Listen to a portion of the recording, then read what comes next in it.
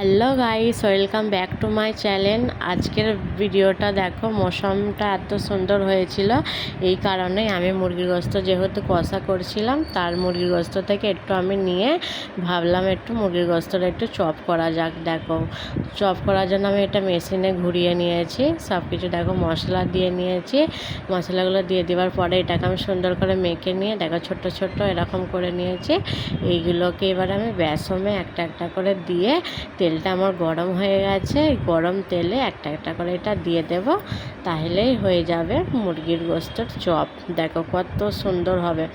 সবগুলো দেখো দিয়ে দিয়েছি, যেগুলো প্রথম দিয়েছি তেলে না, সেগুলো একটু পুড়ে যাচ্ছিলো, তার কালারটা এসে গেছিলো, এই কারণে প্রথমেরগুলো দুটো উল্টে দিয়েছি, বাকিগুলো এখনও উল্টানো হয়নি।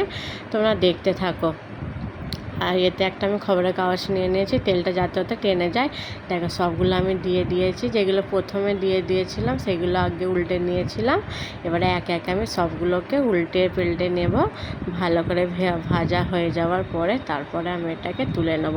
তোমরা দেখতে থাকো প্লিজ, আমার ভিডিওগুলো তোমরা দেখো, আর দেখে ভালো লাগলে একটা কমেন্ট করো আর সাবস্ক্রাইব করে দিও প্লিজ। তোমরা আমার পাশে থাকো, আমাকে সাপোর্ট করো, আরও যেসব ইউটিউবারদের ঘরে তোমরা সাপোর্ট করো সেইভাবে আমাকেও সাপোর্ট করো। দেখো কত সুন্দর কালারটা এসে গেছে। এবার দেখো ফাইনাল লুক এইটা আমার। Tata, bye bye. ভালো লাগলে একটা ছোট্ট কমেন্ট করো।